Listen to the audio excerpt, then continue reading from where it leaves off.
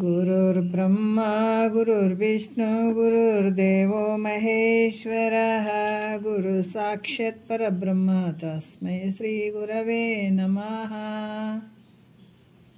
ध्यान मूल गुरु मूर्ति पूज्य मूल गुरु पाद मंत्र मूल गुरु वाक्य मुक्ति मूल गुरु कृपा ಶ್ರೋತ್ರಿಯ ಬ್ರಹ್ಮನಿಷ್ಠ ಸದ್ಗುರು ಬಸವಾನಂದರ ಪಾದಕಮಲಗಳಿಗೂ ಅವರ ಪ್ರತಿರೂಪದಂಥ ನಿಜಗುಣಪ್ಪನವರ ಪಾದಕಮಲಗಳಿಗೂ ನನ್ನ ದೀರ್ಘದಂಡ ಪ್ರಣಾಮಗಳನ್ನು ಸಲ್ಲಿಸುತ್ತಾ ಸದ್ಗುರು ಮಾರ್ತಾಂಡ ಸಾವಯ ಸದ್ಗುರುಗಳ ಪಾದಕಮಲಗಳಿಗೂ ಹಾಗೂ ರಾಯಪ್ಪ ಸದ್ಗುರುಗಳ ಪಾದಕಮಲಗಳಿಗೂ ನನ್ನ ದೀರ್ಘದಂಡ ಪ್ರಣಾಮಗಳನ್ನು ಸಲ್ಲಿಸುತ್ತಾ ಗುರು ಸ್ವರೂಪರಾದಂಥ ನನ್ನ ಪತಿದೇವರಿಗೂ ಕೂಡ ನನ್ನ ದೀರ್ಘದಂಡ ಪ್ರಣಾಮಗಳನ್ನು ಸಲ್ಲಿಸುತ್ತಾ ಮನದಲ್ಲಿ ಸ್ಮರಿಸಿಕೊಳ್ಳುತ್ತಾ ತಮ್ಮೆಲ್ಲರಿಗೂ ವಂದಿಸುತ್ತಾ ಇವತ್ತಿನ ಶಿವಕಾರುಣ್ಯ ಸ್ಥಳದಲ್ಲಿ ಕೈವಲ್ಯ ಪದ್ಧತಿ ಒಳಗೆ ಶಿವಕಾರುಣ್ಯ ಸ್ಥಳ ಅದರಲ್ಲಿ 13ನೆಯ ಒಂದು ಪದವನ್ನು ನಾವು ನೋಡಬೇಕಾಗ್ತದೆ.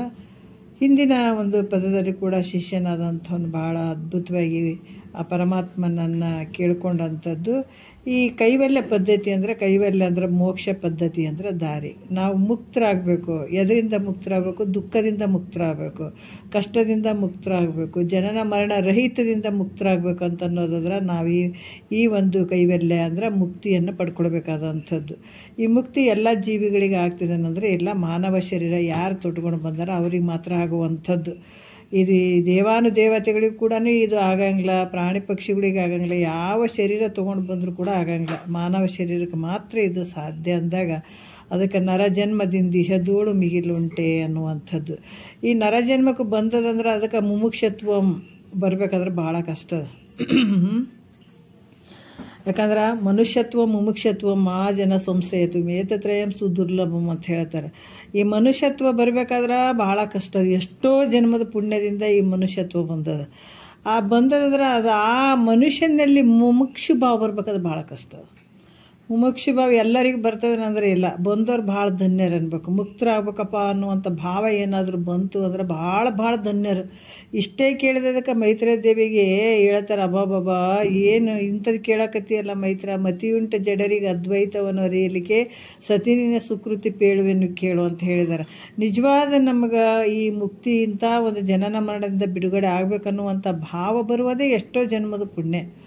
ಹಾಗಾಗಿ ಮನುಷ್ಯತ್ವ ಮುಮುಕ್ಷತ್ವ ಬರಬೇಕಾದ್ರೆ ಭಾಳ ಜನ್ಮದ ಒಂದು ಪುಣ್ಯ ಅನ್ನಬೇಕು. ಇವೆರಡೂ ಬಂದಾವ. ಮತ್ತು ಸದ್ಗುರು ಸಿಗಲಿಲ್ಲ ಅಂದ್ರೆ ಅದನ್ನು ವ್ಯರ್ಥ, ಮಾನವ ಶರೀರ ಕೂಡ ವ್ಯರ್ಥ ಆಗಿ ಹೋಗ್ಬಿಡ್ತದೆ. ಮನುಷ್ಯತ್ವ ಬಂದದ, ಮುಮುಕ್ಷತ್ವ ಭಾವ ಬರಲಿಲ್ಲ ಅಂದ್ರೆ ಅದು ವ್ಯರ್ಥ ಆಗಿಬಿಡ್ತು. ಮುಮುಕ್ಷತ್ವ ಭಾವನೂ ಐತೆ, ಮನುಷ್ಯನ ಜನ್ಮನೂ ಬಂದದ, ನಾವು ಮುಕ್ತರಾಗಬೇಕಪ್ಪ ಅಂತ ಕೇಳುವಂಥ ಭಾವನೂ ಐತೆ.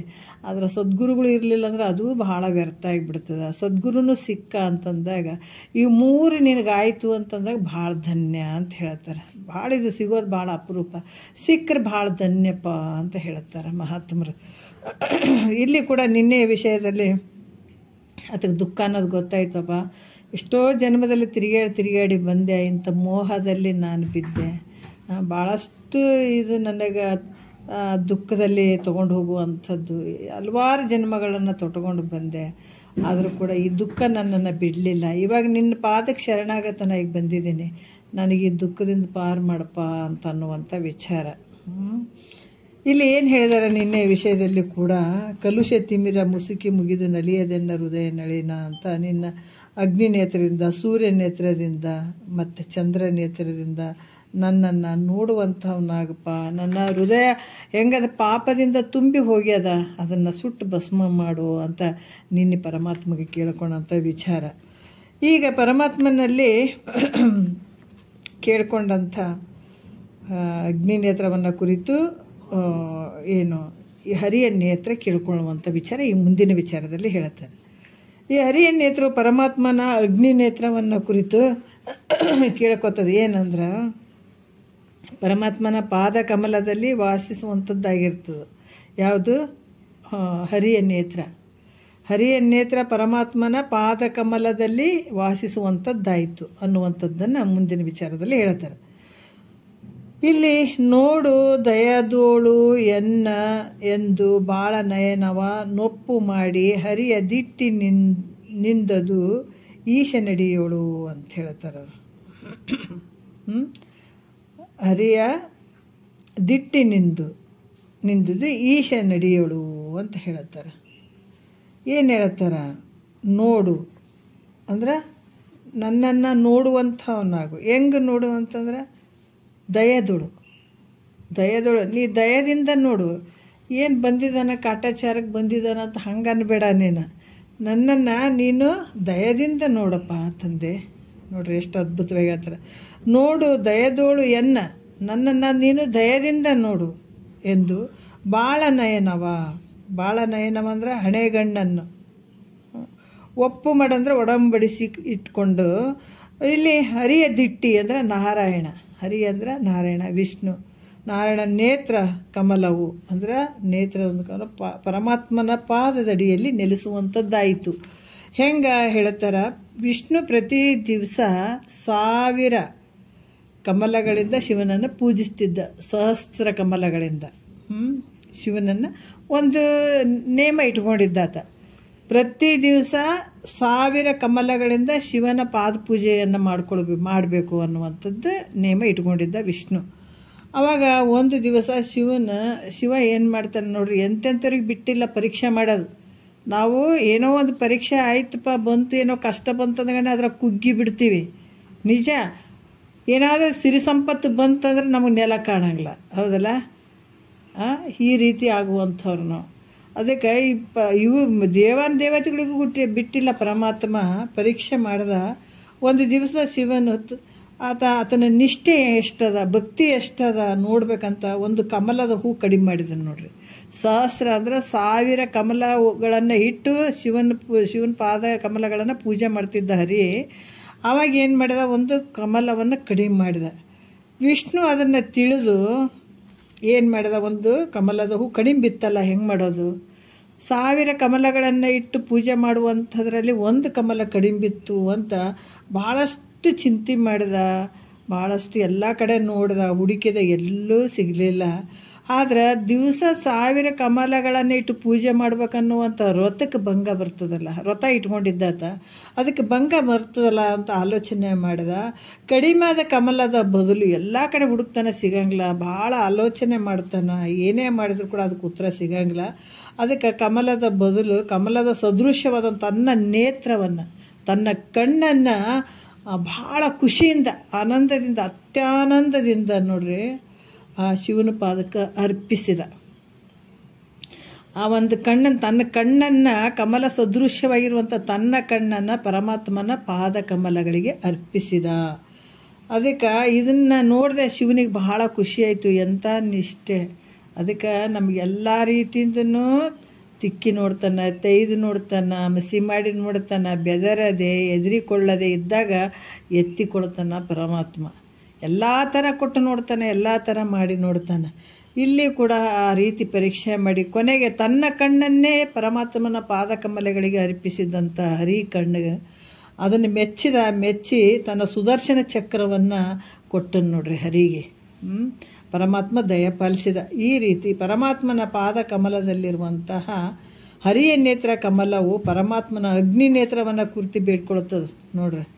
ಅದು ಪರಮಾತ್ಮನ ಪಾದ ಕಮಲದಲ್ಲಿದ್ದಂಥ ಹರಿ ನೇತ್ರ ಏನು ಮಾಡ್ತದ? ಪರಮಾತ್ಮನ ಅಗ್ನಿ ನೇತ್ರವನ್ನು ಕುರಿತು ಬೇಡ್ಕೊಳ್ತದ. ಪರಮಾತ್ಮನ ಪಾದ ಕಮಲದಲ್ಲಿ ಐತದು. ಅದಕ್ಕೆ ಅಗ್ನಿ ನೇತ್ರವನ್ನು ಕುರಿತು ಬೇಡ್ಕೊಳ್ತದೆ. ಅಗ್ನಿ ನೇತ್ರವೇ, ನನ್ನನ್ನು ದಯದಿಂದ ರಕ್ಷಣೆ ಮಾಡು ನೋಡ್ರಿ. ನನ್ನನ್ನು ದಯದಿಂದ ನೀನು ರಕ್ಷಣೆ ಮಾಡಿ. ಯಾಕಂದ್ರೆ ನೀನು ಬೆಂಕಿ ಅಂತೈತಿದ್ಯಪ್ಪ, ನಿನ್ನ ಕಣ್ಣು ಹೆಂಗದಾವ? ಸ್ವಲ್ಪ ಕಣ್ಣು ಬಿಟ್ಟರೆ ಸುಟ್ಟು ಹೋಗಿಬಿಡ್ತೀವಿ ನಾವು ಎದುರುಗಡೆ ನಿಂತವ್ರು ಅಲ್ಲ. ಮನ್ಮಥ ಸುಟ್ಟು ಹೋದ್ರು ನೋಡ್ರಿ. ಪರಮಾತ್ಮನ ಒಂದು ಹಣೆಗಣ್ಣಿನ ಒಂದು ಅಗ್ನಿ ನೇತ್ರದಿಂದ ಯಾರು ಮನ್ಮಥ, ಪರಮಾತ್ಮನ ಅಗ್ನಿ ನೇತ್ರದಿಂದ ಮನ್ಮಥ ಸುಟ್ಟು ಹೋಗಿಬಿಡ್ತಾನೆ ನೋಡು. ಅದಕ್ಕೆ ನೀನು ಅಗ್ನಿ ನೇತ್ರ ಹೆಂಗದಂದ್ರೆ ಭಾಳ ಇದೈತಪ್ಪ, ನೋಡಿದ ತಕ್ಷಣ ಸುಟ್ಕೊಂಡು ಹೋಗಿಬಿಡ್ತೀವಿ ನಾವು. ಅದಕ್ಕೆ ನಾ ಮೊದಲ ಅಗ್ನಿ ನೇತ್ರವೇ ನನ್ನನ್ನು ದಯದಿಂದ ರಕ್ಷಣೆ ಮಾಡು ಅಂತ ಪ್ರಾರ್ಥಿಸ್ತದೆ. ನೋಡಪ್ಪ, ನಾನು ನಿನ್ನ ಪರಮಾತ್ಮನ ಪಾದ ಕಮಲದಲ್ಲಿದ್ದೀನಿ, ಮತ್ತು ನೀನು ನನ್ನನ್ನು ಭಾಳ ನನಗೆ ದಯದಿಂದ ನನ್ನನ್ನು ಕಾಪಾಡು ಅಂತ ರಕ್ಷಣೆ ಮಾಡುವಂತ ಪ್ರಾರ್ಥಿಸಿ ಅದನ್ನು ಒಲಿಸಿಕೊಂಡು ಹರಿಯ ನೇತ್ರ ಕಮಲವು, ಹರಿಯ ನೇತ್ರ ಅನ್ನುವಂಥ ಕಮಲವು ಪರಮಾತ್ಮನ ಪಾದದಲ್ಲಿ ಇರುವಂಥದ್ದಾಯಿತು. ಮೊದಲು ಅಗ್ನಿ ನೇತ್ರಕ್ಕೆ ಬೇಡ್ಕೋತದದು. ನೋಡು ನನ್ನನ್ನು ಇರಾಕ್ ಬಿಡಪ್ಪ, ನೀನೇನಾದ್ರೂ ಹಿಂಗೆ ದುರ್ಗುಟ್ಟಿ ನೋಡಿಬಿಟ್ಟಂದ್ರೆ ನಾನು ಸುಟ್ಟು ಭಸ್ಮ ಆಗ್ತೀನಿ, ನನಗಾಗಿ ಮಾಡಬೇಡಪ್ಪ, ರಕ್ಷಣೆ ಮಾಡು ಅಂತ ಇಲ್ಲಿ ಹರಿಯ ನೇತ್ರ ಅಗ್ನಿ ನೇತ್ರ ಪರಮಾತ್ಮನ ಅಗ್ನಿ ನೇತ್ರವನ್ನು ಕೇಳ್ಕೊಂಡು ಅಲ್ಲಿ ಇರಕ್ಕೆ ಶುರು ಆಯಿತು. ಮತ್ತು ಹರಿಯ ನೇತ್ರ ಕಮಲ ಪರಮಾತ್ಮನ ಅಗ್ನಿ ನೇತ್ರವನ್ನೇ ಕುರಿತು ಬೇಡ್ಕೊಳ್ಳಿಕ್ಕೆ ಕಾರಣ ಏನು ಅಂಥದ್ದು, ಅದು ಏನು ಮಾಡಿತ್ತು, ಅಂಥದ್ದೇನು ಮಾಡಿತ್ತು ಪ್ರಶ್ನೆ ಬರ್ತದೆ.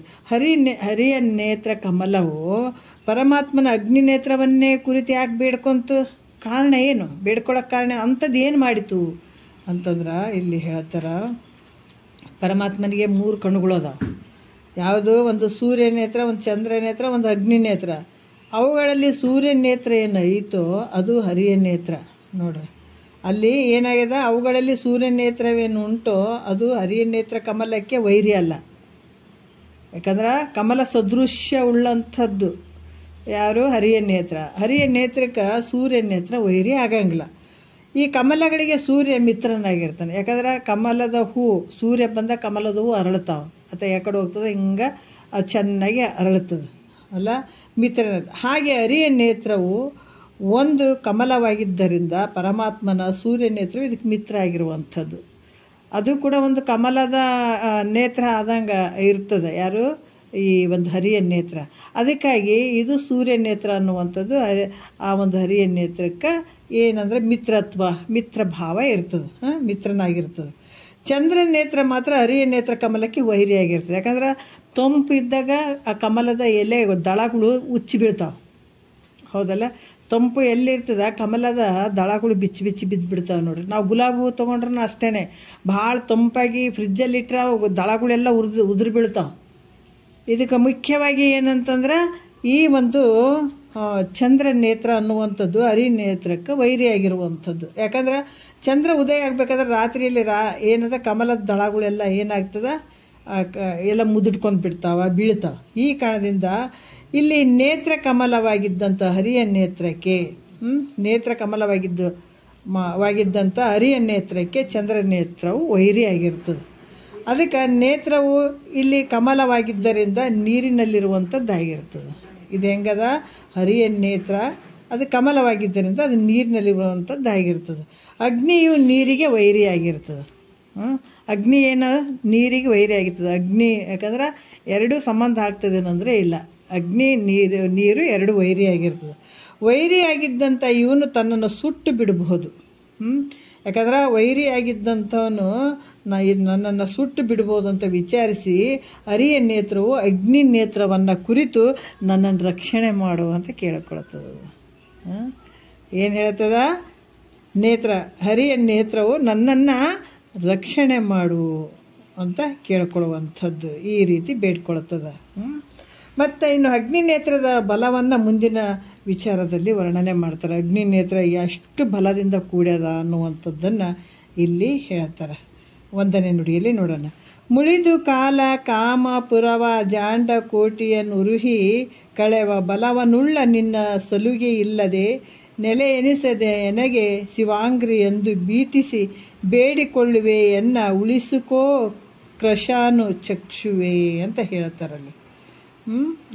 ಕ್ರಶಾನು ಚಕ್ಷುವೆ ಅಂತಂದ್ರೆ ಏನಂದರೆ ಅಗ್ನಿನೇತ್ರನೇ ಅನ್ನುವಂಥದ್ದು. ನನ್ನನ್ನು ಉಳಿಸಿಕೋ, ನನ್ನನ್ನು ಕಾಪಾಡು ಅಂತ ಹೇಳುವಂಥದ್ದು. ಇಲ್ಲಿ ಭಾಳಷ್ಟು ವಿಚಾರಗಳನ್ನು ಹೇಳ್ತಾರೆ ಅವರು. ಯಾವ ರೀತಿ ಅಂತಂದ್ರೆ, ಅಗ್ನಿನೇತ್ರವೇ ಕಾಲನನ್ನಂದ್ರೆ ಯಾರಿಲ್ಲಿ, ಯಾಕಂದ್ರೆ ಕಾಲ ಅಂದರೆ ಯಮ, ಕಾಮ ಅಂದ್ರೆ ಮನ್ಮಥ. ಕಾಲ ಅಂದ್ರೆ ಯಮ, ಕಾಮ ಅಂದ್ರೆ ಮನ್ಮಥ. ನೋಡ್ರಿ, ಪುರವ ಅಂದ್ರೆ ತ್ರಿಪುರಗಳನ್ನು, ಅಜಾಂಡ ಕೋಟಿಯನ್ನು ಅನೇಕ ಕೋಟಿ ಬ್ರಹ್ಮಾಂಡಗಳನ್ನು ಸುಟ್ಟು ನಾಶ ಮಾಡುವ ಬಲವುಳ್ಳಂಥದ್ದು ಯಾವುದು, ಅಗ್ನಿ ಐತೆ. ಅದಕ್ಕೆ ಈ ರೀತಿ ನಿನ್ನ ಸಲುಗೆ ಇಲ್ಲದೆ ಅಂದ್ರೆ ನಿನ್ನ ಸಾಮರ್ಥ್ಯವುಳ್ಳಂಥವ್ನು ನೀನು, ನಿನ್ನ ಸಹಾಯವಿಲ್ಲದೆ ಶಿವನ ಪಾದವು ನನಗೆ ಸ್ಥಾನವೆಂದೆನಿಸದು. ನೋಡ್ರಿ ಎಷ್ಟು ಅದ್ಭುತವಾಗಿ ಹೇಳ್ತಾರೆ. ನೀನು ಎಂಥೆಂಥವರಿಗೆ ನೀನು ಇದು ಮಾಡಿದಪ್ಪ. ಅದಕ್ಕೆ ಈ ಅಗ್ನಿನೇತ್ರವೇ ಕಾಲನನ್ನು, ಕಾಮನನ್ನು, ತ್ರಿಪುರಗಳನ್ನು, ಅನಂತ ಕೋಟಿ ಬ್ರಹ್ಮಾಂಡಗಳನ್ನು ಸುಟ್ಟು ನಾಶ ಮಾಡ್ತಕ್ಕಂಥ ಸಾಮರ್ಥ್ಯ ಉಳ್ಳಂಥವು ನೀನಿದಿ.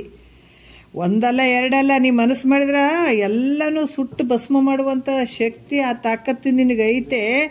ನಿನ್ನ ಒಪ್ಪಿಗೆ ಇಲ್ಲದೆ ಶಿವನ ಪಾದ ಕಮಲವು ದೊರಕದೆಂದು ಭಯಗೊಂಡು ನೋಡು.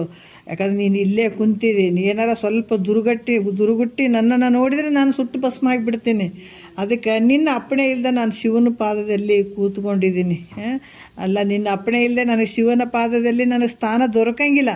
ಆದ್ರೆ ಅದ್ರ ಸಲುವಾಗಿ ನನ್ನ ಭಯಗೊಂಡು ನಿನ್ನ ಒಪ್ಪಿಗೆ ಇಲ್ಲದೆ ನಾನು ಇಲ್ಲಿ ವಾಸ ಮಾಡಿದ್ದಾದ್ರೆ ನೀನು ನನ್ನನ್ನು ಸುಟ್ಟು ಬಿಡ್ತಿ. ಅದಕ್ಕೆ ನಿನ್ನನ್ನು ಬೇಡ್ಕೊಳಕತ್ತೀನಪ್ಪ ನಾನು. ಅದಕ್ಕೆ ನಿನ್ನ ಅಪ್ಪಣೆ ತೊಗೊಳಕತ್ತೀನಿ, ನಿನ್ನ ಒಪ್ಪಿಗೆ ತೊಗೊಳಕತ್ತೀನಿ ಅಂತ ಕೇಳ್ಕೊಳತ್ತದ ನೋಡ್ರಿ. ನನ್ನನ್ನು ಉಳಿಸಿಕೋ, ನನಗೆ ಹಾಗೆಲ್ಲ ಮಾಡಬೇಡ. ಚಂದ್ರನು ನನಗೆ ವೈರಿಯಾಗಿದ್ದಾನೆ. ಯಾಕಂದರೆ ಚಂದ್ರ ನನಗೆ ವೈರಿಯಾಗಿದ್ದಾನೆ. ಅವನು ಏನಾದರೂ ಬಂದು ಕೇಳಿದ್ರೆ ನೋಡ್ರಿ, ಚಂದ್ರ ನನಗೆ ವೈರಿಯಾಗಿದ್ದಾನ. ಆತ ಏನಾದರೂ ಬಂದು ಹೇಳಿದ್ರೆ ಈ ಚಾಡಿಕೋರನ ಮಾತುಗಳನ್ನು ಕೇಳಿ ನನ್ನನ್ನು ಹೊರಗೆ ಹಾಕಬೇಡ ಅಂತ ಕೇಳ್ಕೊತದ ನೋಡ್ರಿ. ಯಾರು? ಹರಿಯ ನೇತ್ರ ಕೇಳ್ಕೊಳಕತ್ತದ. ಅಗ್ನಿ ನೇತ್ರಕ್ಕೆ ನೋಡು, ಚಂದ್ರ ನೇತ್ರ ನನಗೇನದ ವೈರಿ ಆಗಿದ್ದಾನ. ಆತ ಬಂದು ನಿನಗೆ ಏನಾದರೂ ಹೇಳಿದ್ರೆ ಇದನ್ನ ಯಾಕೆ ಇಟ್ಕೊಂಡಿದ್ದಿ, ಇದನ್ನು ತೆಗೆದುಬಿಡು, ನೀವು ಸುಟ್ಟುಬಿಡು ಅಂತ ಅದು ಏನಾರ ಹೇಳಿದ್ರೆ ಆ ಚಾಡಿಕೋರನ ಮಾತುಗಳನ್ನು ಕೇಳಿ ನನ್ನನ್ನು ಹೊರಗೆ ಹಾಕಬೇಡ, ನನ್ನ ರಕ್ಷಣೆ ಮಾಡು, ಉಳಿಸಿಕೋ ಅಂತ ಈ ಚಂದ್ರ ಯಾವುದು ಹರಿಯ ನೇತ್ರ ಕೇಳ್ಕೊಳಕತ್ತದ. ಯಾರಿಗೆ? ಅಗ್ನಿ ನೇತ್ರ ಕೇಳ್ಕೊಳಕತ್ತದ. ಇನ್ನು ಹರಿಯು ಅನಂತ ಅವತಾರಗಳನ್ನು ಎತ್ತಿ ಸಂಚರಿಸ್ತಾನೆ. ಅವನ ಸಂಕಟ ಕಷ್ಟಪಡಲಿಕ್ಕೆ ನನ್ನಿಂದ ಆಗೋದಿಲ್ಲ. ಹರಿಯ ನೇತ್ರ ಹೇಳಿದ್ದನ್ನು ಮುಂದಿನ ಹರಿ ನೇತ್ರ ಹೇಳತ್ತದ ನೋಡ್ರಿ. ಹರಿ ನಾನಾ ರೀತಿಯಲ್ಲಿ ಎಲ್ಲ ಎಷ್ಟು ಜನ್ಮಗಳ ಅವತಾರ ಮಾಡ್ತಾನೆ, ಆತನಿಂದ ನನಗೆ ತಿರುಗಾಡೋಕ್ಕಾಗಂಗಿಲ್ಲ ಅನ್ನುವಂಥದ್ದು ಹರಿಯ ನೇತ್ರ ಹೇಳುವಂಥದ್ದು. ಏನು ಹೇಳ್ತಾರೆ 2ನೇ ನುಡಿಯಲ್ಲಿ?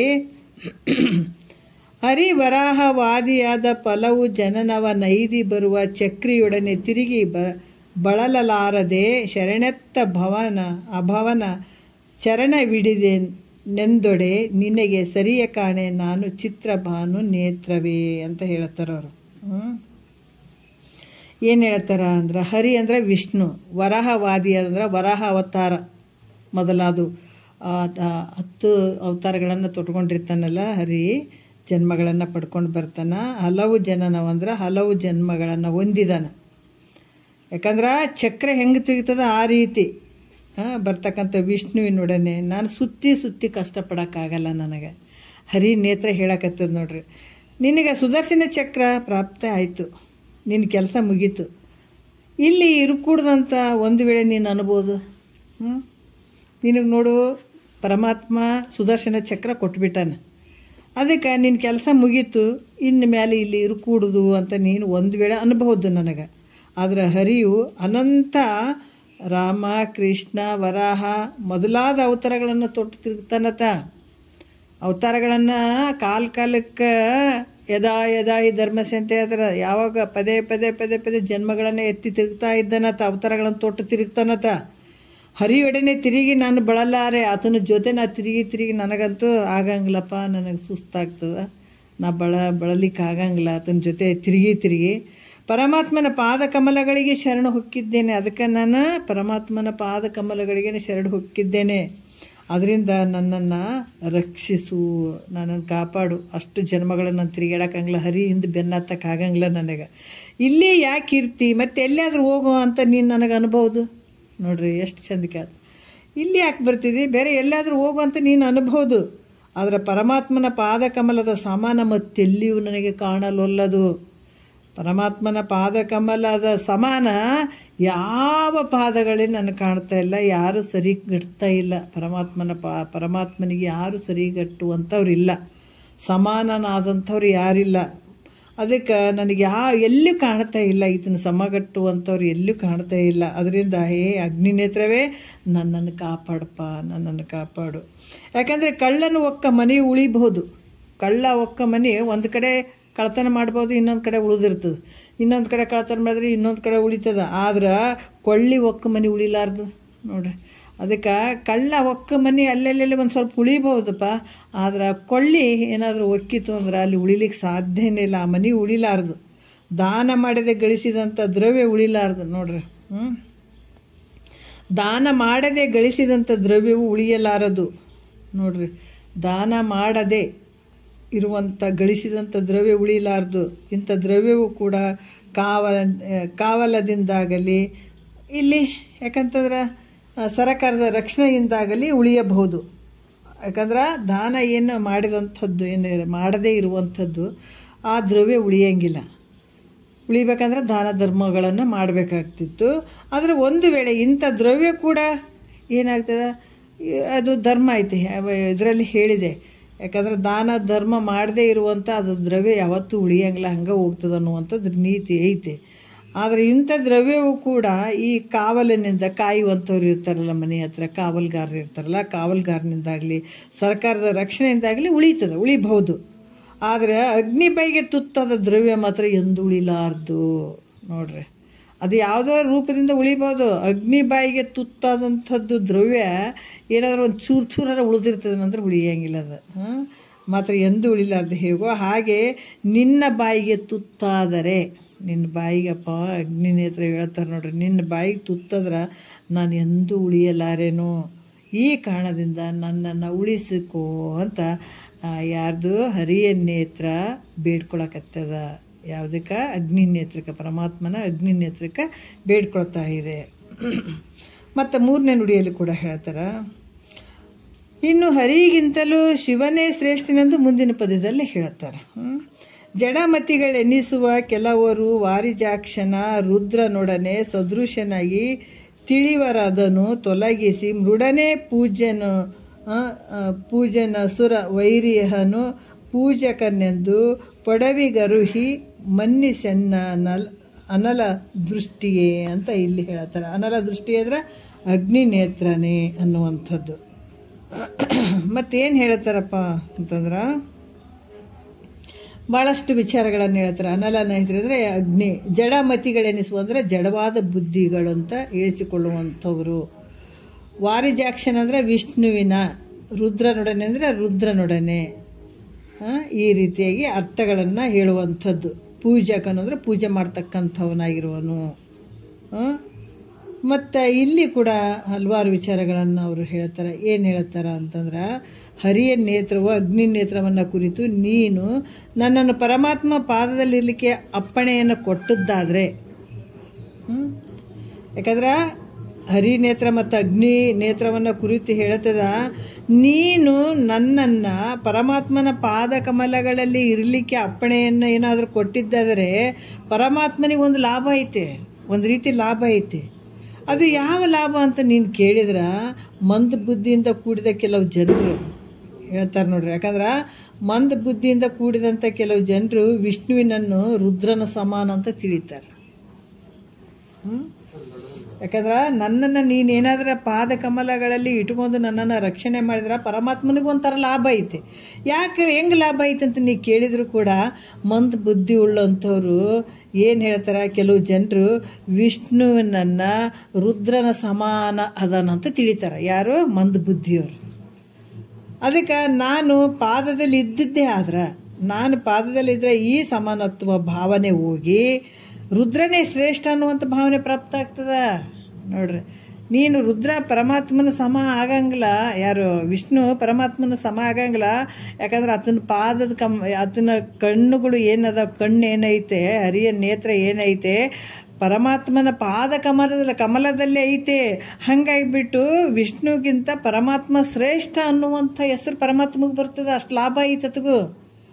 ಅದಕ್ಕೆ ಈ ರೀತಿ ಭಾವನೆ ಪ್ರಾಪ್ತಿ ಆಗ್ತದೆ. ಇದಕ್ಕೆ ಸಾಕ್ಷಿ ಯಾರಂದ್ರೆ ನಾನೇ ಸಾಕ್ಷಿ ಆಗ್ತೀನಿ. ಇದಕ್ಕೆ ಸಾಕ್ಷಿ ಅಂದ್ರೆ ಮತ್ತು ಹರಿಯ ಕಣ್ಣು ಪರಮಾತ್ಮನ ಪಾದದಲ್ಲಿ ಐತಲ್ಲ, ಅದಕ್ಕಾಗಿ ಪರಮಾತ್ಮನ ಸಮ ಯಾರು ಇಲ್ಲ ಅಂತ ಹೆಸರು ಬರ್ತದೆ ಪರಮಾತ್ಮಗ. ಅದಕ್ಕೆ ನನಗೆ ಇದಕ್ಕೆ ಸಾಕ್ಷಿ ಅಂದರೆ ನಾನೇ ಸಾಕ್ಷಿಯಾಗಿರ್ತೀನಿ.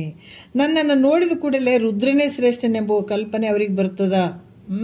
ನನ್ನನ್ನು ನೋಡಿದ ತಕ್ಷಣವೇ ಎಲ್ರಿಗೇನಾಗ್ತದ, ಹರಿಯ ಕಣ್ಣು ಪರಮಾತ್ಮನ ಪಾದದಲ್ಲಿ ಆದಾದ್ರೆ ಎಲ್ಲರಿಗೆ ಸಾಮಾನ್ಯವಾಗಿ ಇಲ್ಲಪ್ಪ ಈ ರುದ್ರನೇ ಶ್ರೇಷ್ಠ ಅನ್ನುವಂಥ ಭಾವ ಎಲ್ರಿಗೆ ಬರ್ತದೆ. ಅದಕ್ಕೆ ಈ ಸಮಾನತ್ವ ಭಾವನೆ ಹೊರಟು ಹೋಗಿಬಿಡ್ತದೆ. ಸಮ ಆಧಾರಪ್ಪ ಇಬ್ಬರು ಅನ್ನುವಂಥದ್ದು ಈ ಮಂದ ಬುದ್ಧಿಗಳಿಗೆ ತರ್ಕ ಮಾಡ್ತಿರ್ತಾರಲ್ಲ, ಆ ಭಾವ ಅವ್ರಿಗೆ ಹೊರಟು ಹೋಗ್ತದೆ. ನಾನು ಪರಮಾತ್ಮನ ಪಾದದಲ್ಲಿ ಇರುವುದರಿಂದ ಶಿವನೇ ಜಗತ್ತಿಗೆ ಪೂಜ್ಯನು. ಅಂದ್ರೆ ನಾನು ಹರಿಯ ಕಣ್ಣದೇನೆ, ನಾನು ಶಿವನ ಪಾದದಲ್ಲಿ, ಪರಮಾತ್ಮನ ಪಾದ ಕಮಲದಲ್ಲಿ ನಾನು ಇದ್ದೀನಿ ಅಂತಂದ್ರೆ ಜಗತ್ತಿನ ಒಳಗೆ ಶಿವನೇ ಜಗತ್ತಿನಲ್ಲಿ ಪೂಜ್ಯನು, ಹರಿಯು ಪೂಜಕನು. ಅಂದರೆ ಶಿವನು ದೇವನಾಗಿದ್ದಾನ, ಹರಿಯು ಭಕ್ತನಾಗಿದ್ದಾನ ಅನ್ನುವಂಥದ್ದು ಎಲ್ಲರಿಗೂ ತಿಳಿತದ ನೋಡ್ರಿ. ಎಲ್ಲ ಯಾಕಂದ್ರೆ ಜನರಿಗೆಲ್ಲರಿಗೂ ಗೊತ್ತಾಗ್ತದೆ ಶಿವ ಅಂದರೆ ಪೂಜೆ ಮಾಡಿಸ್ಕೊಳ್ಳುವಂಥವನು, ಪರಮಾತ್ಮ ದೊಡ್ಡವನದಾನ, ಹರಿ ಪೂಜೆ ಮಾಡಿದಾನ, ಶಿವನ ಪೂಜೆ ಮಾಡಿದಾನ, ಪರಮಾತ್ಮನ ಒಂದು ಪೂಜೆ ಮಾಡಿದಾನ ಅಂತ ಎಲ್ಲ ಜನರಿಗೆ ತಿಳಿತದೆ.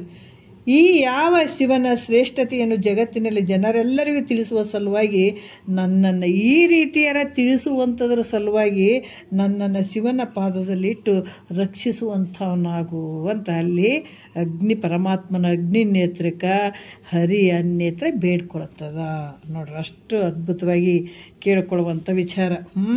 ಮತ್ತು 4ನೇ ನುಡಿಯಲ್ಲಿ ಹೇಳ್ತಾರೆ, ಪರಮಾತ್ಮನ ಪಾದ ಕಮಲ ಎಂಥದ್ದು ಅಂತನ್ನುವಂಥದ್ದು ಮುಂದಿನ ಒಂದು ಪದದಲ್ಲಿ ಹೇಳ್ತಾರೆ.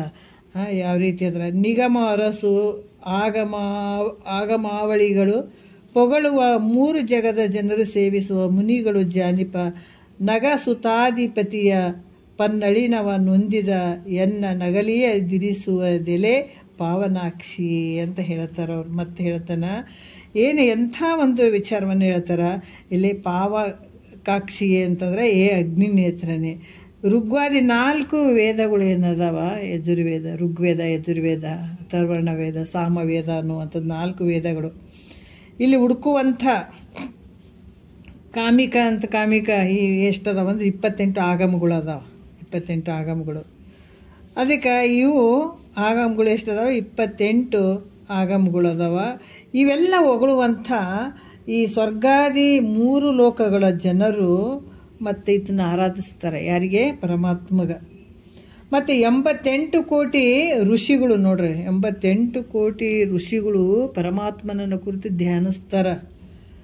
ಅದಕ್ಕೆ ನಗ ಸುತಾಧಿಪತಿ ಅಂದ್ರೆ ಪರ್ವತರಾಜನ ಮಗಳಾದ ಪಾರ್ವತಿಗೆ ಪತಿಯಾದ ಪರಶಿವನು ಅಂತ ಹೇಳ್ತಾರೆ. ಪಾದ ಕಮಲವನ್ನು ಆಶ್ರಯ ಮಾಡಿಕೊಂಡಿರುವ ನನ್ನನ್ನು ಬಿಟ್ಟು ಹೋಗಲಿಕ್ಕೆ ಕೊಡದೆ ನೀನು ನನ್ನ ರಕ್ಷಣೆ ಮಾಡು ಅನ್ನುವಂಥದ್ದನ್ನೇ ಕೇಳಿಕೊಳ್ಳುವಂಥದ್ದು. ಮತ್ತು ಇಲ್ಲಿ ಚಂದ್ರದಿಂದ ತನ್ನ ನಿಜವನ್ನಿಂತು ನುತಿಸುವ ಶೌರಿ ಇಂದ ಈ ಕ್ಷಣಕ್ಕೆ ಮೆಚ್ಚಿ ಶಂಭುಲಿಂಗದ ಹೆಂದದ ಅಮರ ಅನ್ನತ ಪಾದಾರವಿಂದದಲ್ಲಿಯೇ ನೀನಿರೆಂದು ಶಾಂತಿರಸದೋಳು ಆಳ್ದುಳಿದ ಅಳಿಕ ಲೋಚನ ಅಂತ ಹೇಳ್ತಾರೆ. ಏನು ಹೇಳ್ತಾರೆ ನೋಡ್ರಿ, ಚಂದದಿಂದೆ ಅಂದ್ರೆ ಮನೋಹರದಿಂದ ತನ್ನ ಅಗ್ನಿ ನೇತ್ರದ ನಿಜವನ್ನು ನೋಡ್ರಿ, ಇಂಥ ಯಥಾರ್ಥವಾದ ಗುಣಗಳನ್ನು ಈ ಪ್ರಕಾರ ಕೊಂಡಾಡುವ ನಾರಾಯಣನೇ ಅಂತ ಹೇಳ್ತಾರೆ. ನಾರಾಯಣನ ಸುಂದರವಾಗಿರುವಂಥ ನೇತ್ರಕಮಲಕ್ಕೆ ಒಲಿದ ಯಾರು? ಪರಮಾತ್ಮ. ಒಲಿದು ಈ ಸುಖವನ್ನುಂಟು ಮಾಡುವ ಅಚಲವಾದ ದೇವತೆಗಳಿಂದ ನಮಸ್ಕರಿಸಲ್ಪಟ್ಟಂಥ ಪಾದಕಮಲದಲ್ಲೇ ನೀನಿರುಪ ಅಂತ ಹೇಳಿದ ನೋಡ್ರಿ ಕೊನೆಗೆ. ಇಲ್ಲಿ ಕೂಡ ಹೇಳ್ತಾರೆ, ಶಾಂತಿ ರಸದೋಳ್ ಆಳ್ದು ಅಂತ ಹೇಳ್ತಾರೆ. ಶಾಂತಿ ರಸದೋಳ್ ಆಳ್ದು ಅಳಿಕಲೋಚನ ಅಂತನ್ನುವಂಥದ್ದು. ಇಲ್ಲಿ ಮನೋಹರವಾಗಿ ಅಗ್ನಿ ನೇತ್ರದ ಯಥಾರ್ಥವಾದ ಗುಣಗಳನ್ನು ಹರಿಯ ನೇತ್ರಕಮಲವು ಕೊಂಡಾಡಕ್ಕೆ ಶುರು ಮಾಡ್ತದೆ. ಅಗ್ನಿ ನೇತ್ರವನ್ನು ಕುರಿತು ಯಥಾರ್ಥವಾದ ಗುಣಗಳಿಂದ ಅದನ್ನು ಹಿಂಗದಿಯಪ್ಪ, ನನ್ನನ್ನು ರಕ್ಷಣೆ ಮಾಡು, ನನ್ನನ್ನು ಕಾಪಾಡು, ನೀನು ನನ್ನನ್ನು ಕಾಪಾಡಿದೆ ಅಂತಂದ್ರೆ ಜಗತ್ತಿನಾಗ ಎಲ್ಲರೂ ನಿನ್ನನ್ನು ಶ್ರೇಷ್ಠ ಅಂತ ಹೇಳ್ತಾರೆ. ಪರಮಾತ್ಮನ ಪಾದಕಮಲಗಳೇ ಶ್ರೇಷ್ಠ ಅಂತ ಹೇಳ್ತಾರೆ. ಯಾರು ಪರಮಾತ್ಮನಿಗೆ, ಅದಕ್ಕೆ ಮಹಾದೇವ ಅಂತ ಹೇಳಿದ್ದಾರೆ ಪರಮಾತ್ಮಗ. ಯಾರು ಪರಮಾತ್ಮನಿಗಿಂತ ಸಮಾನ ಆದಂಥವ್ರು ಜಗತ್ತಿನೊಳಗೆ ಯಾರಿಲ್ಲ ಅನ್ನುವಂಥದ್ದು ಗೊತ್ತಾಗ್ತದ. ಅದಕ್ಕೆ ಈ ರೀತಿ ಕೊಂಡಾಡ್ತಾ ಇತ್ತು. ಅಗ್ನಿ ನೇತ್ರವು ಮೆಚ್ಚಿ ಸುಖೋತ್ಪತ್ತಿಗೆ ಕಾರಣೀಭೂತವಾದ ಆ ಅಗ್ನಿ ನೇತ್ರವು ಮೆಚ್ಚಿತು. ಇದನ್ನ ಮಾತೆಲ್ಲ ಕೇಳಿ, ಈ ನೇತ್ರದ ಮಾತನ್ನು, ಹರಿಯ ನೇತ್ರದ ಮಾತನ್ನು ಕೇಳಿ ಮೆಚ್ಚಿ ಸುಖದ ಉತ್ಪತ್ತಿಗೆ ಕಾರಣೀಭೂತವಾದಂಥ ಅಚಲವಾದ ಮತ್ತು ದೇವತೆಗಳಿಂದ ನಮಸ್ಕಾರ ಮಾಡಿಸಿಕೊಳ್ಳಲಿಕ್ಕೆ ಯೋಗ್ಯವಾದಂಥ ಪರಮಾತ್ಮನ ಈ ಪಾದ ಕಮಲದಲ್ಲೇ ನೀನಿರಂತ ಹೇಳಿತು ನೋಡ್ರಿ. ಅವಾಗ ಆಯ್ತಪ್ಪ, ನೀನು ಇಂಥ ಸಕಲ ದೇವಾನುದೇವತೆಗಳಿಂದ ಪೂಜೆ ಮಾಡಿಸಿಕೊಳ್ತಾ ಇರುವಂಥ ಪರಮಾತ್ಮನ ನೀ ಪಾದಕಮಲದಲ್ಲಿಯೇ ನೀರು ಅಂತ ಹೇಳಿ ತಾನು ಶಾಂತಿಯನ್ನು ಹೊಂದುವಂಥದ್ದಾಯಿತು ಅಗ್ನಿ ನೇತ್ರ. ಅವಾಗ ನೀನು ಖುಷಿಯಾಗಿ ನೀರು, ನಾನು ಬೇಡ ಅನ್ನಂಗಿಲ್ಲ, ಅಂಥ ದಿವ್ಯವಾದಂಥ ಪಾದಕಮಲದಲ್ಲಿ ನೀನು ಇರು ಅಂತ ಹೇಳಿ ಅದು ಶಾಂತವಾಯಿತು ಅಗ್ನಿ ನೇತ್ರ ಅಂತ ಕೂಡ ಹೇಳ್ತಾರೆ.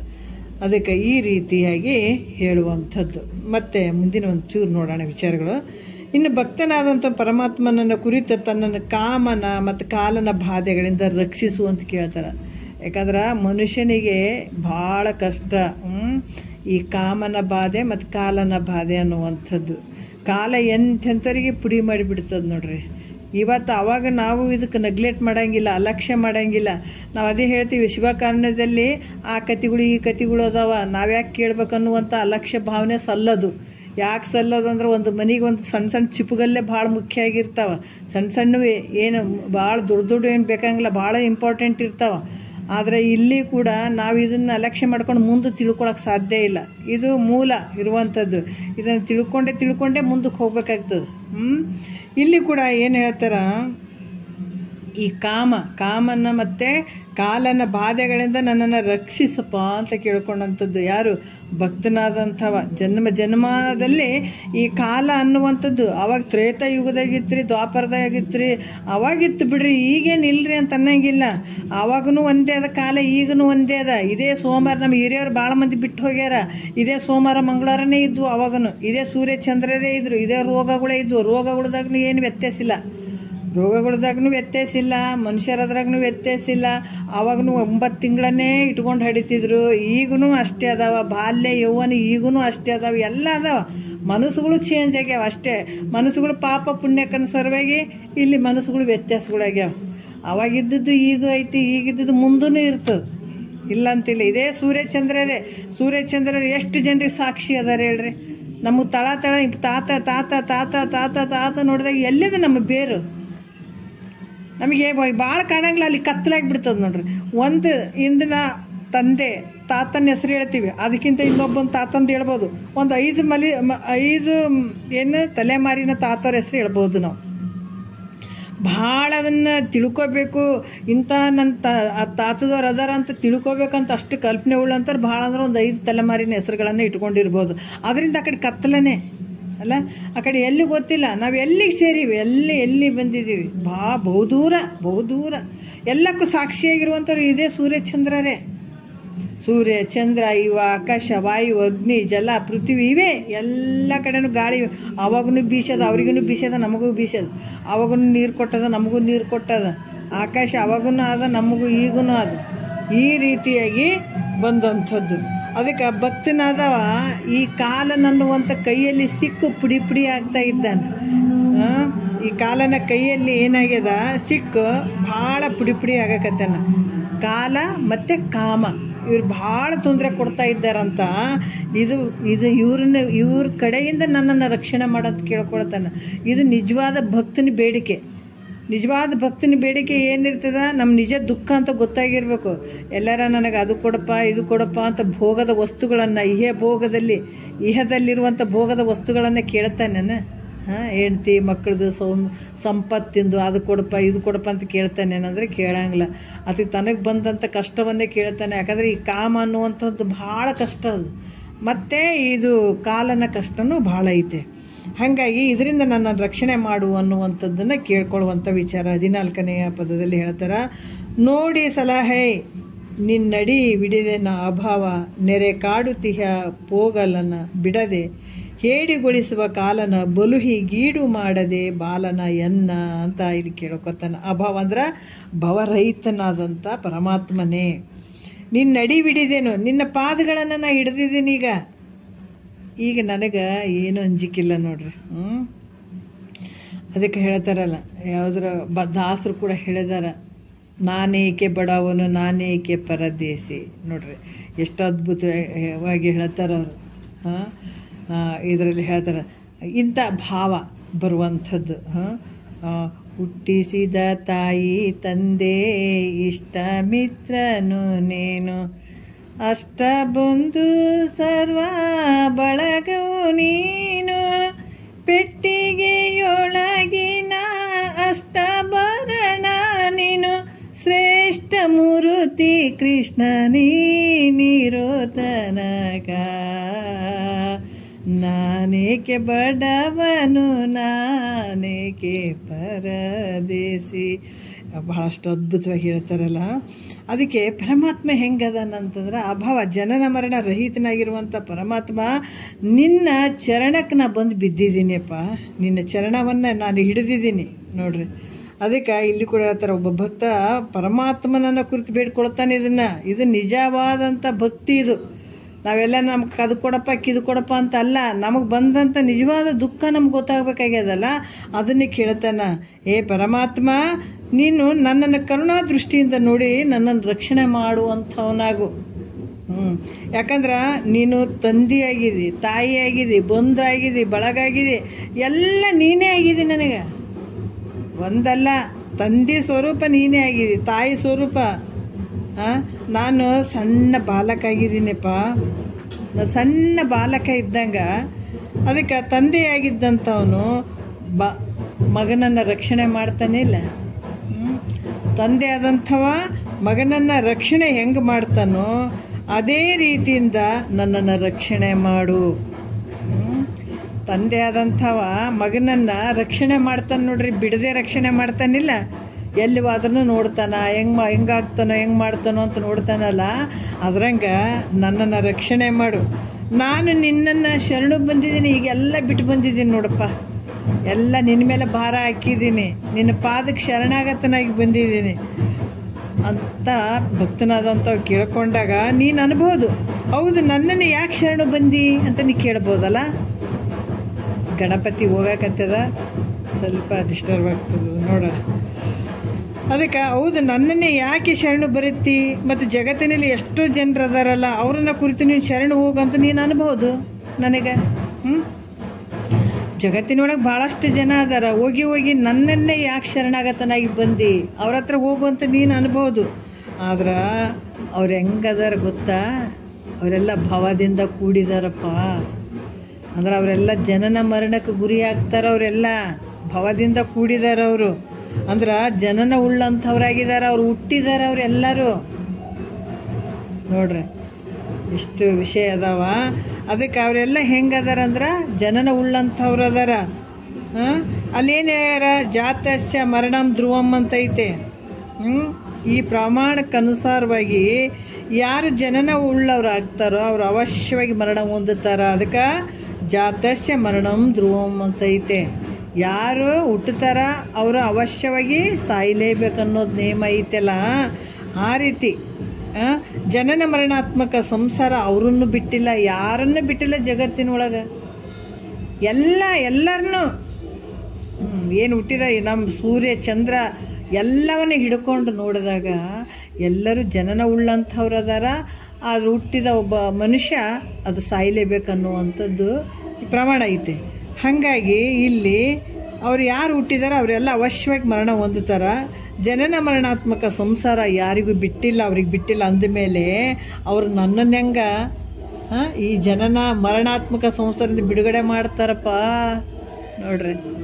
ಯಾಕಂದ್ರೆ ಒಬ್ಬ ವ್ಯಕ್ತಿ ನಮ್ಗೆ ಕಾನ್ಫಿಡೆಂಟ್ ಇರಬೇಕು, ಈ ವ್ಯಕ್ತಿ ನನ್ನನ್ನು ರಕ್ಷಣೆ ಮಾಡ್ತಾನ, ಅವನು ಅದಕ್ಕೆ ತುತ್ತಾಗಂಗಿಲ್ಲ, ಆ ಕಷ್ಟಕ್ಕೆ ತುತ್ತಾಗಂಗಿಲ್ಲ, ಈತ ನನ್ನನ್ನು ಕಾಪಾಡ್ತಾನ ಅನ್ನುವಂಥ ಭಾವ ಇದ್ದಾಗ ಅಲ್ಲಿ ಹೋಗಿ ಶರಣು ಆಗುವಂಥದ್ದು ಇರ್ತದೆ.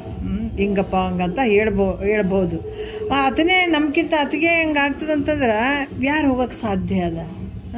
ಹಾಗಾಗಿ ಎಲ್ಲ ಜನ ಏನಾದ್ರೆ ಎಲ್ಲರೂ ಹುಟ್ಟಿದ್ದಾರೆ, ಎಲ್ಲರೂ ಸಾಯ್ತಾರೆ, ಎಲ್ಲರೂ ಜನನ ಮರಣ ಒಂದು ಸಂಸಾರದಲ್ಲೇ ದುಃಖ ಪಡ್ತಾ ಇದ್ದಾರೆ ಅಂತಂದ್ರೆ ನಾನು ಅವ್ರ ಹತ್ರ ಹೋಗಿ ಹೆಂಗೆ ಕೇಳೋಕ್ಕಾಗ್ತದ. ಅದಕ್ಕಾಗಿ ನೀನು ಈ ಜನನ ಮರಣ ಸಂಸಾರದಿಂದ ಬಿಡುಗಡೆ ಮಾಡುವಂಥ ಸಾಮರ್ಥ್ಯ ನಿನ್ನಲ್ಲೇ ಐತೆ. ಅದಕ್ಕೆ ನೀನು ಅಭಾವ ಅಂದ್ರೆ ನೀನು ಹೆಂಗಿದೆ ಅಂದ್ರೆ ಭವರಹಿತನಾಗಿದೆ, ನೀನು ಹುಟ್ಟಿಲ್ಲ, ನಿನಗೆ ನಾಶ ಇಲ್ಲ, ನೀ ಯಾವಾಗಲೂ ಇರುವಂಥವ್ನಿದೆ. ಅದಕ್ಕೆ ನಿನ್ನ ಕಡೆಯಿಂದನೇ ಈ ಕೆಲಸ ನನಗಾಗ್ತದೆ ನೋಡಪ್ಪ. ನೋಡ್ರಿ, ಅರ್ಜಿ ಡೈರೆಕ್ಟ್ ಹಾಕಿಬಿಡೋದಿಲ್ಲ. ಇಲ್ಲಿ ಎಲ್ಲನ ಹೋಗಿ ಇವ್ರಿಗೆ ಹಾಕೋದಲ್ಲ. ಇದು ಈ ಶಿವಕಾರುಣ್ಯ ಸ್ಥಳದಲ್ಲಿ ಡೈರೆಕ್ಟ್ ಶಿವನಿಗೆ ಅರ್ಜಿ ಹಾಕಿಬಿಡೋದು. ಹಾಗಾಗಿ ಇಲ್ಲಿ ನೋಡಪ್ಪ, ನೀನು ಭವರಹಿತನಾಗಿರುವಂಥವನಿದೆ. ಈ ಕಾರಣದಿಂದ ನಿನಗೆ ನಾನು ಹೆಂಗೆ ಬಂದಿದ್ದೀನಿ, ಶರಣು ಬಂದಿದ್ದೀನಿ. ನಿನಗೆ ಅಂಥದ್ದೇನು ಕಷ್ಟ ಉಂಟು ಅಂತಂದ್ರೆ ಕಾಮನಾದಂಥವನು ಜೀವಿಸಿಕೊಂಡಿರುವ ಕಾಲದಲ್ಲಿ ನೋಡ್ರಿ, ನಿನಗೆ ಅಂಥದ್ದೇನು ಕಷ್ಟ ಐತಪ್ಪ ಅಂತ ನೀನಂದರೆ ಕಾಮನಾದಂಥವನು ಜೀವಿಸಿಕೊಂಡಿರುವಂಥ ಕಾಲದಲ್ಲಿ ಅನಂತ ರೀತಿಯಿಂದ ನಾನು ಕಾಡ್ತಾನೆ. ಈ ಕಾಮ ಒಂದು ಎರಡ ಈತ ಭಾಳ ಕಷ್ಟ ಕೊಡ್ತಾನೆ. ಒಂದು ಬೇಕಂದ್ರೆ ಇನ್ನೊಂದು ಬೇಕಂದ್ರೆ ನೂರು ಬೇಕಂದ್ರೆ 1000 ಹಲವಾರು ರೀತಿಯಿಂದ ಈತ ಕಾಡ್ತಾ ಇದ್ದಾನೆ ನನಗೆ. ಅದಕ್ಕೆ ಕಾಲನಾದಂಥವು ಮರಣ ಕಾಲದಲ್ಲಿ ಕಾಡ್ತಾನೆ. ಈತ ಇದ್ದಾಗ ಕಾಡಿದ್ರೆ ಅಂತ ಸತ್ತಾಗ ಸಾಯುವ ಟೈಮಲ್ಲಿ ಕಾಡ್ತಾನೆ ನೋಡ್ರಿ. ಇವಾಗ ಕಾಮ ಇದ್ದಾಗ ನಾವೇನು ಸದೃಢವಾಗಿ ಇರ್ತೀವಲ್ಲ, ಸುಮ್ಮಿರಕ್ಕೆ ಬಿಡ್ತಾನೆ ಈತ. ಈತನ ಕಾಟ ಭಾಳ ಆಗ್ತದೆ. ಮುಂದೆ ಸಾಯುವ ಸಂದರ್ಭದಲ್ಲಿ ಕಾಲನ ಕಾಟ ಭಾಳ ಆಗ್ತದೆ. ಅದಕ್ಕೆ ಈ ಇಬ್ಬರಿಂದ ನನ್ನನ್ನು ಬಿಡಿಸು ಅಂತ ಹೇಳ್ತಾರೆ.